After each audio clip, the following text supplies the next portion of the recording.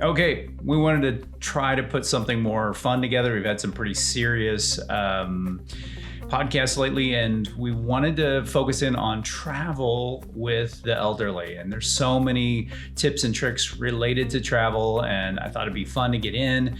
And we're going to talk about saving money as well as just little things that some people get really stressed out about travel, and especially travel with older adults. And so I thought I'd get into some of the things that you want to keep in mind whenever you're traveling with somebody who's older.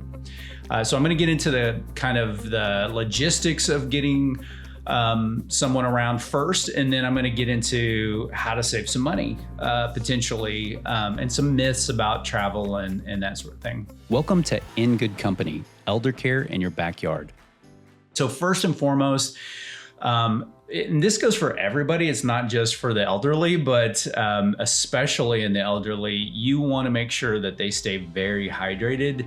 Dehydration is definitely a problem. It's in my opinion, it's one of the major factors related to jet lag as well. Even though your circadian rhythms can get off, with or without dehydration just compounds it even worse. So making sure that they're hydrated, and the airlines are required to provide water with request. So as much water as you want, they shouldn't charge you for it. And most carriers will even allow for tea and coffee as well, and you can ask for seconds and thirds. But especially if you ask nicely, I highly recommend making friends with your steward or stewardess, but making sure that you let them know that you're traveling with an older person. They have maybe some special needs.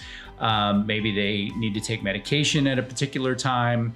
That sort of thing, and they need to stay very hydrated. And oftentimes these folks totally understand, and they'll go out of their way to try to make sure you and your older loved one are comfortable.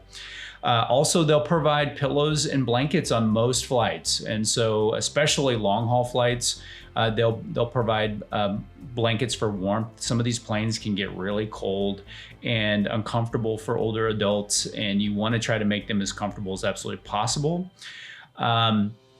The other thing, and this goes without saying, you want to make sure that they're wearing compression socks. It's very, very vital that to avoid blood clots and that sort of thing. Being stuck in a confined area without being able to move around very much, in certain circumstances, especially if they're on a flight that there's a lot of turbulence, they have the seatbelt sign on almost the whole flight. But if possible, and there's not turbulence, the seatbelt sign is off, there are some circumstances, if you've got a multi-hour flight, you want to try to see if you can get that individual up. Maybe even, you need to take them to the restroom. The steward or stewardess should be able to help assist you with that. So just hit your call button on, and just let them know that, you need to take your loved one to the restroom. You might need a little extra assistance to help get them there safely. And a lot of times they deal with this stuff all the time. And so again, making friends with those steward and stewardess can make the experience much more enjoyable. On long haul flights, and even on some short haul flights, they may have eye masks and earbuds available to do that. But if you think of it and you want to pack that up with you, because you may travel can wear an elderly person out a lot, and anywhere that they can nap a little bit and recoup some of that energy is always a good job. But it's very difficult for some people to get rest or sleep anyway on a plane. But it does help if you can reduce the noise and you can reduce the light. Sometimes helps them move into that kind of sleep mode a little bit easier. And so they will sometimes have that, but I highly recommend that. Sometimes if you're purchasing a flight and you cannot get seats together, that happens sometimes. Sometimes you're required to spend extra to select your seat, and maybe you just don't have the budget to do that. and you have to have your older adult sit somewhere else on the plane. Many times, when you're boarding the plane, if you just say, I've got an older adult, we're not sitting together, but I'd really like to sit together when everybody gets seated, would you help us see if it's possible to sit together? Those stewardess and stewards are extremely good about, talking to other customers and seeing if they will move in order to accommodate you to sit with that individual. That happens all the time. People switch seats all the time so that they can sit together, and most passengers will accommodate one way or another. And again, the steward and stewardess can facilitate that. If you're on a long haul flight and there is a meal provided, oftentimes they will allow for special meals. If there's special dietary needs, low sodium, gluten-free, dairy-free, kind of more high protein, diabetic safe type meals. They will oftentimes have something available on some of the long haul flights for that. But talking about food, if you have someone who you're worried about low blood sugar, they often have snacks on the plane. They'll come through oftentimes and do that. Sometimes if there's a lot of turbulence, they'll cancel the onboard food and drink offering. But if you hit your call button, let them know you've got somebody you're concerned about low blood sugar. They often have snacks up there that they can bring you, and they're happy. Trust me, they don't want a problem on their plane, and so giving you some snacks and some drinks to keep that person happy and feeling okay is really, really important to them as well. So don't forget that. The stewardesses oftentimes will help stow luggage. If you're, taking on, a carry-on and, a roller bag, or your personal item and a carry-on, sometimes those things are heavy. And, if you don't want to hurt yourself and definitely don't want your older adult trying to do this, because I've actually seen somebody take a spill because they were trying to, lift a bag and they just weren't capable. The steward or stewardess are happy to try to help get that up into or other passengers. I mean, I cannot tell you how many times I've helped somebody get their bag up or down, and there's always somebody within reach that, if you just kind of give them the look and say, do you mind helping me with this bag? They're happy to jump up and help you. And oftentimes you'll get offered that, but just please be safe regarding getting bags up into the carry-on bin, and especially taking it down. Sometimes you forget how heavy that thing is, and when it's up that high, it can be a little dangerous. And so, asking for assistance, people are happy to help. So often we run into that. Sometimes you may want to make sure you have that loved one in an aisle seat. You want them to have access to the aisle, and if they need assistance getting in and out, it could be a little more difficult if they're stuck by the window rather than being in the seat. And if you're needing to assist them in and out to go to the restroom, sometimes people find it easier to have them sit in an aisle seat. This is a little bit more on preference, because some people feel like, well, if I can get out first, I can assist them easier. That sort of thing.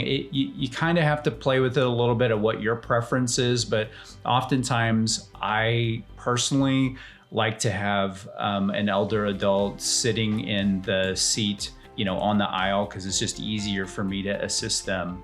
It's not a bad idea to make sure that you've got, if you're traveling with an older adult. Now I'm a little biased because I'm a physical therapist and I've been using some of these tools my entire career. but there is what's called a gait belt, and it's a belt that you can find on Amazon if you just put in gait belt, and you can size it to that, individual, or, they strap on much. It's a little bit different than a regular belt. It's a little thicker, and you put it around their waist just like you would a regular belt, but you don't loop it through, obviously, their pants. But it does help you get a hold of their center of gravity. And you have a lot more control if they start to lose their balance. I don't recommend trying to, you might be able to trust a regular pants belt if they're wearing one. But holding on to their center of gravity often is much easier to control whether or not they're going to have a fall or not. And so sometimes those gait belts can be a lifesaver, especially if you're going to be getting up and down several times, they're going to be walking, and if they're unstable, you want to make sure that you've got something. Also, make sure they have an assistive device. I know this sounds silly, but oftentimes you'll have an older adult who isn't recognizing that they need assistance, and they'll walk without any assisted device at all. Sometimes you can get pushback from them because they don't want to look disabled or look like they need extra assistance. But it's amazing how much a cane or a walker can really, really help. Now, I will say that oftentimes some of those aisles are too narrow for a normal standard walker. And oftentimes if it gets to that point, they'll have, you're already asking for extra assistance from the airline, and please make sure that you do that. When you have, especially if you have a connecting flight, that most airlines, really all the airlines have some sort of accommodation where they'll have, a team member who's coming with a wheelchair, making sure they get on first, get off first. If there's a connecting flight, they're gonna be in contact with that gate, and so it's really, really important that you ask for that assistance. So don't try to take it on all yourself. It can be so stressful otherwise. Just ask for the assistance. It's free of charge. There's no extra charge for that. And they'll make sure that you get to that next connection, because it can be stressful enough to figure out where that next gate is and trying to figure out how the best way to get there. And these people do this day in and day out. They'll get you there fast. They'll get people moved out of their way. I've seen them yell at people on the train to scoot over, and we're getting on, and they'll get you to that next gate. And so I highly recommend using the services that are already, the escort service that's already available. And we can put some more information on that in the show notes on how to go about that, but make sure that you're utilizing that. So a lot of people oftentimes are worried, just to circle back on those assistive devices, how they're gonna, maybe they had to go to the airport with a wheelchair or with a cane or walker or whatever. All of those things are checked free of charge. They will get those on the plane. There probably are some, rules around that, but there's a 75 plus kind of rule for getting through TSA and that sort of thing, that will help older adults get through TSA quicker. And there's a program out there for that. We can put some information in the show notes on that. But that sometimes can be very stressful. You're thinking, how am I going to get through TSA? And take care of them and take care of me, because it's, oh man, when you're standing in that line, you got people waiting behind you, and you get up there and it's your turn to put, all your stuff out of your pockets and different things like that. It stresses people out so much. And sometimes it doesn't help if you have a TSA person who's, trying to get people through too quickly as well. Just relax. They're just trying to do their job. Everybody's going to get through.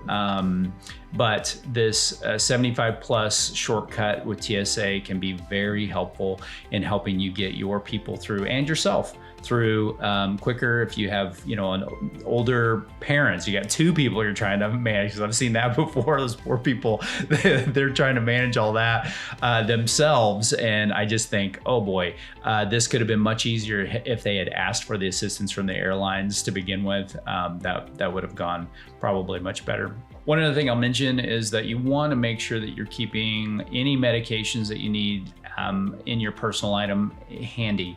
If you know you're going to potentially need something, you can't cover everything, but if you know there's particular medications that you may have to take at a particular time, maybe you need to take them with a meal, and so you need to make sure that you've packed some sort of snack or something maybe even heavier if it's a medication that they need to take, but making sure that you have that on hand. Make sure it's not like packed in your roller bag, but it's in your personal item so you can grab it easily from under the seat and that sort of thing, and get that. So that's a simple thing, but I cannot tell you how many times I've seen people try to get into their roller bag to get something like some medication or something like that, and you don't want to miss those medication windows. You want to make sure that you're keeping on the right schedules. Now I want to switch over to talking about how to save money. And just maybe some of the basic myths around traveling, because traveling can be extremely expensive, but just understand that the traveling from 20, 30 years ago is very, very different today. So they have what's called dynamic pricing now in the airline industry and in the hotel industry. So what that means is that depending on demand, that price will go up and down. And sometimes within a single day, it will change in price. And so just understand that there's no fixed pricing for a lot of things. Now, I said that as a blanket statement. There are exceptions to that, but for the most part, most airlines are on dynamic pricing. If you're flying domestically here in the United States or flying internationally, you want to understand that that price is going to change. So if you get on there and you are searching for flights, oftentimes my first recommendation or go-to is to go to Google Flights first. If you're not familiar, Google Flights, if you just type in Google Flights, will take you to a website, and you can put in your destination you're wanting to go to and the date that you're wanting to go there, and it will load in most of the carriers and the cash price for that.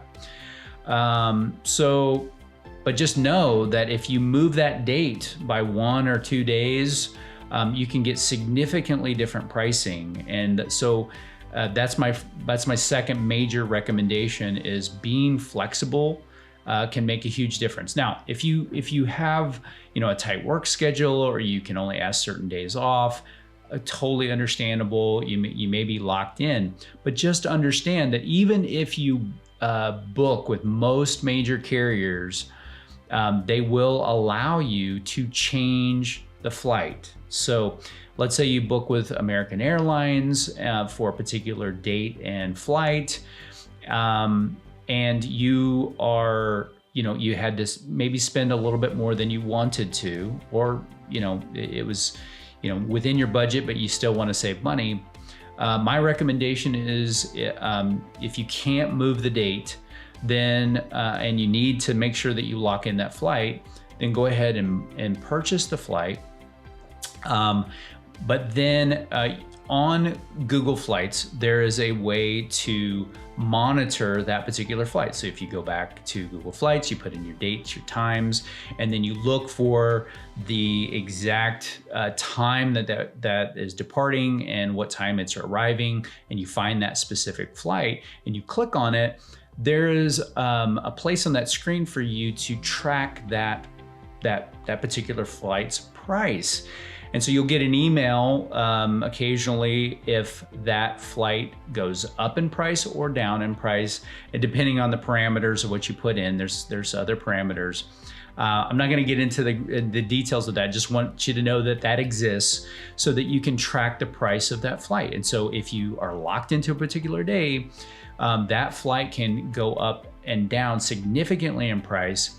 And so if it goes down significantly, you can go back to American Airlines, and there's a button on there when you look at your flight online and says change flight. You can click on change flight. You can pick the exact same flight and it will automatically apply the discount. So you don't have to cancel that flight or anything. You can keep everything the same, but you can actually save money just by monitoring that flight. And so the beautiful thing about that is, you don't have to really do a whole lot other than just wait and see if there's a way to save some money. Now, the most effective way, in my opinion, of getting great deals on flights is to be flexible.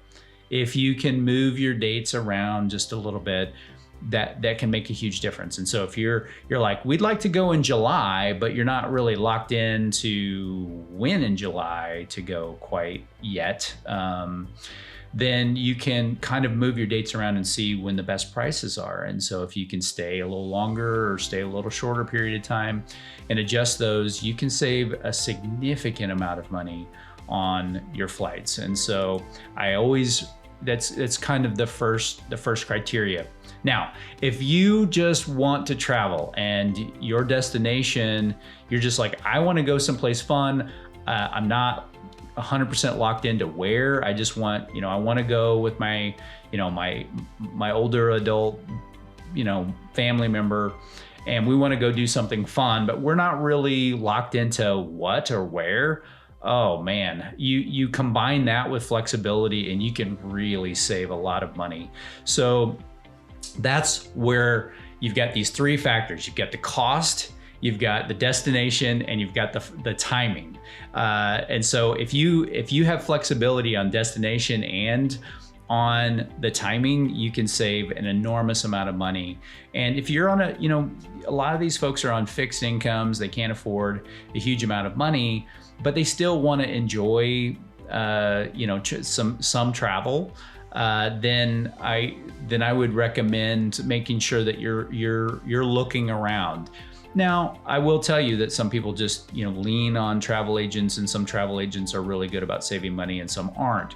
But there are a lot of great agents out there that will help you from beginning to end to kind of plan all of those itineraries out. Just understand that you're probably going to pay a bit of a premium on that, more so than if you were to try to book some of this stuff yourself. And we can have some later videos that go to kind of dig into, traveling with older adults, ways to do that. But that's just a big, just kind of philosophy is that if you are flexible on destination. So going back to Google Flights, you can put in your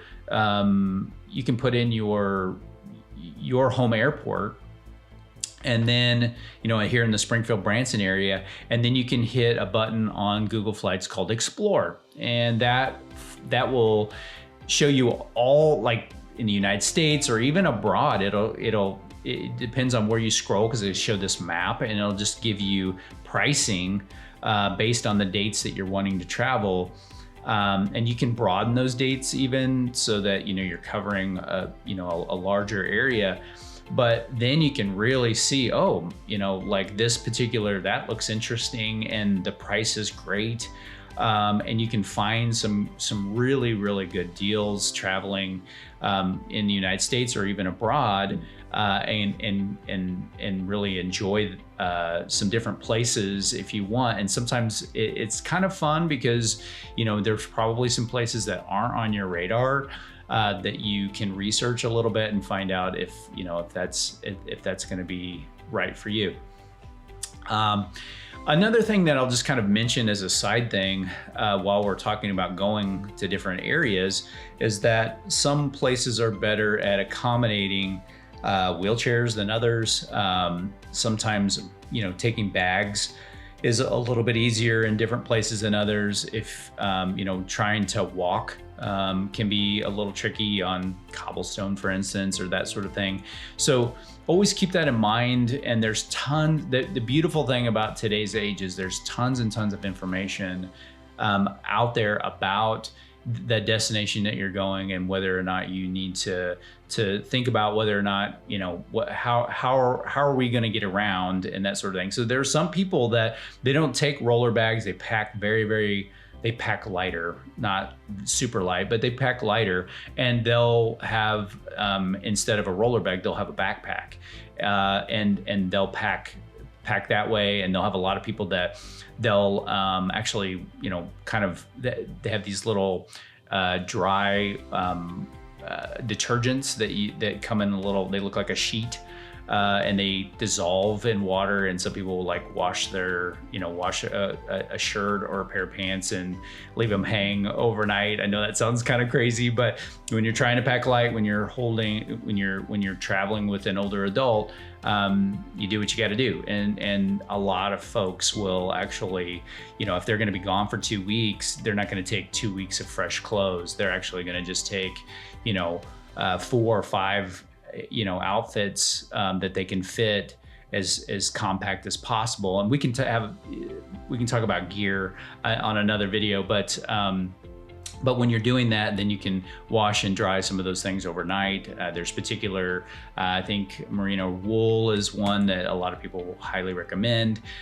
There's other ones out there, but again, packing as light as absolutely possible to get around some of these places is really good. But some are getting much better at accommodating people with disabilities, and you may have to, from the airport do an Uber to get you, door to door, that sort of thing. You're not going to maybe be doing public transportation as much, although there are certain locations where public transportation is very accessible, and we can work on trying to get a list of some of those locations that are extremely accessible to people with functional mobility issues. But that, again, when traveling with older adults, it's kind of like, it's just exactly like traveling with kids.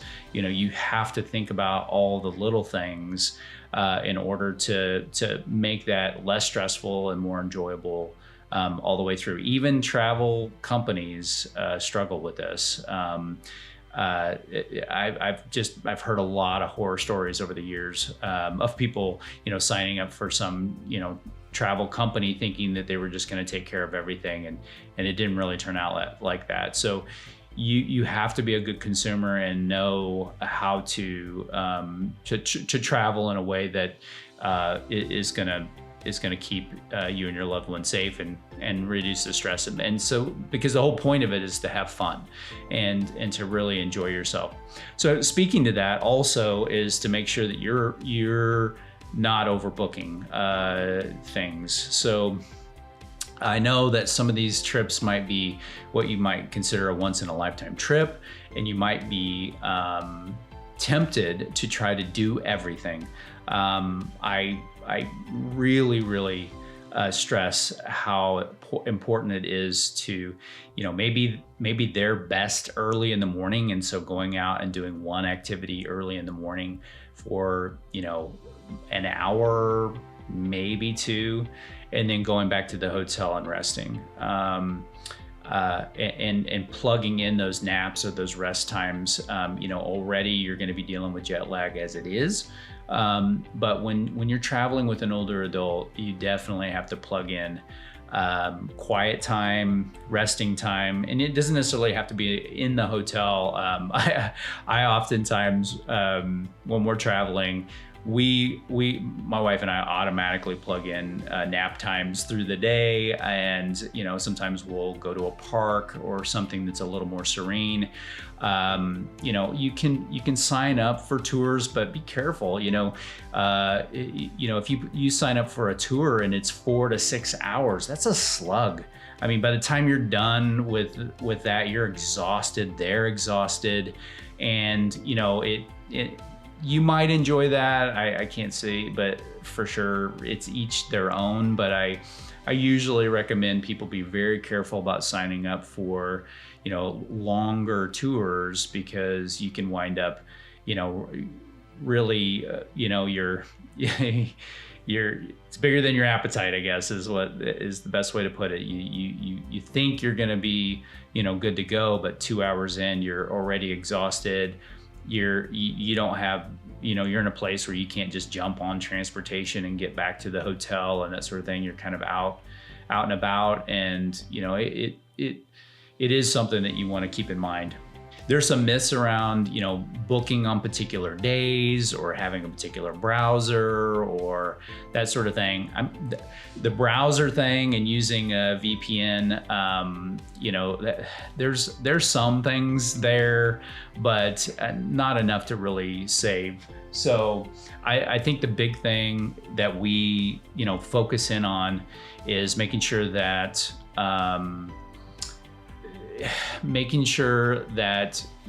you understand that the pricing is gonna fluctuate. There is no, like, if I book on a Tuesday or something like that doesn't exist anymore. There are high seasons and low seasons for places, obviously, and the pricing does change significantly.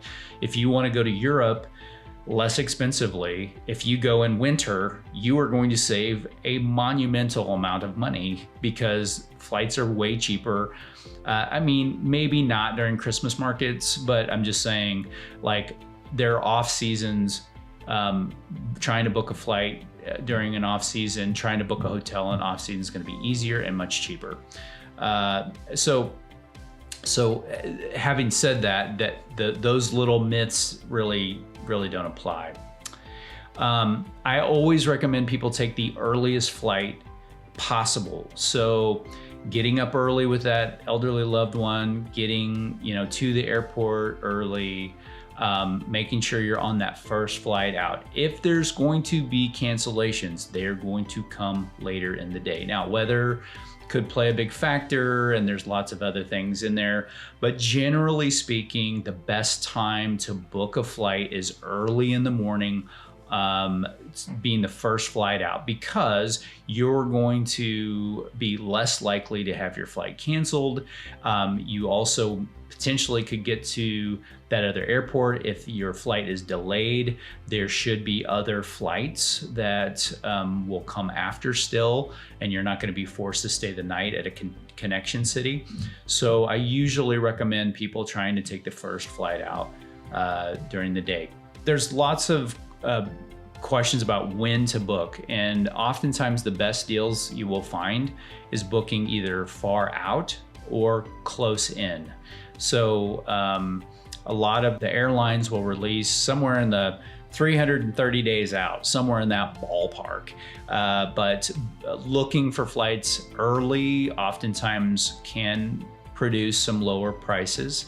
And then obviously last minute can also, that can be kind of stressful for people, trying to, book a trip in a very short period of time. It's doable, and some people who are good at it can save an enormous amount of money booking last minute travel.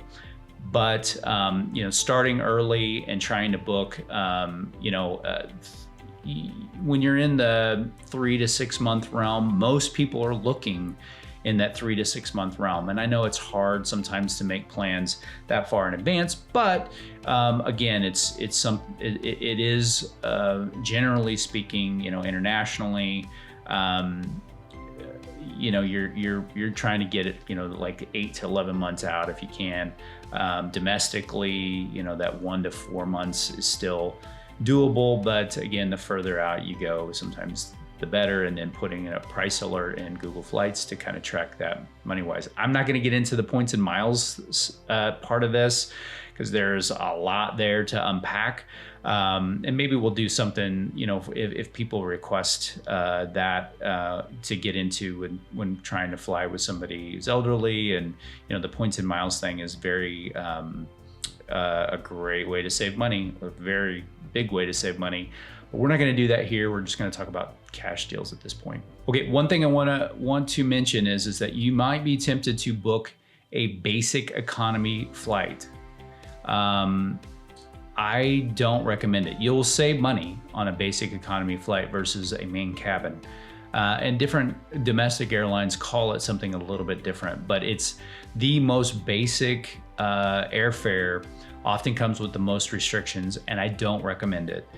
Pay the little bit of extra money to get a main cabin. It will allow you flexibility to move that flight.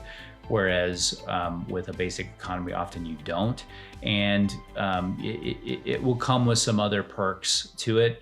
The basic economy is just what it sounds like. It comes with no frills and very little ability to move. Things come up, people get sick, things get dropped, and you can definitely, there are some people who will book a basic economy flight and then add insurance to it, and they might as well have just booked a main cabin because it almost works the same.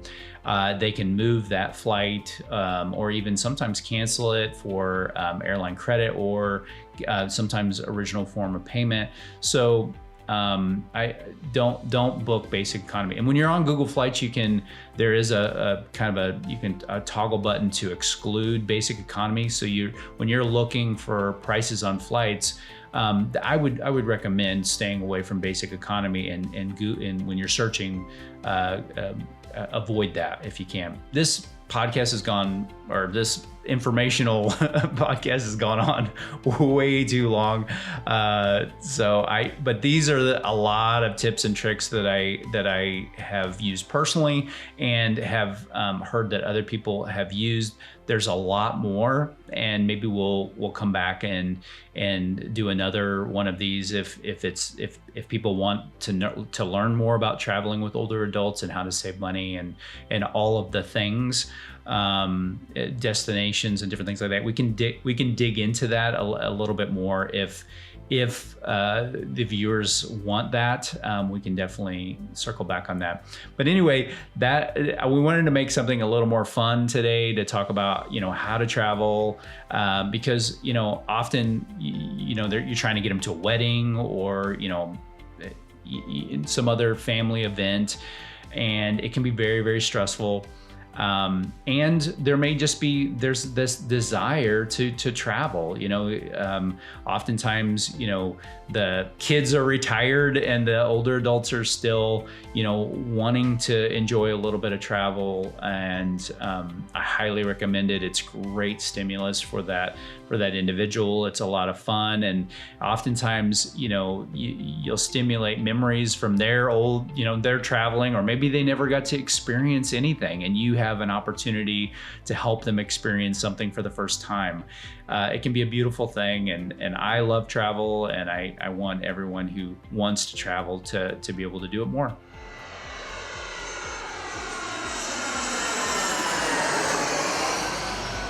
If you enjoyed today's conversation, make sure to like and subscribe so you never miss an episode. And we'd love to stay connected. Follow us on YouTube, Facebook, and on Instagram at In Good Company Elder Care Podcast. You can also find us on X, formerly known as Twitter, at IGC Pod, and on TikTok at IGC Elder Care Podcast. Thanks for tuning in to In Good Company Elder Care in Your Backyard. I'm John Ray, and I've been joined by my amazing co-host, Spencer Ernst. Special thanks to our executive producer, Alex Wallace, for helping bring this show to life. Until next time, take care, and remember, you are always in good company.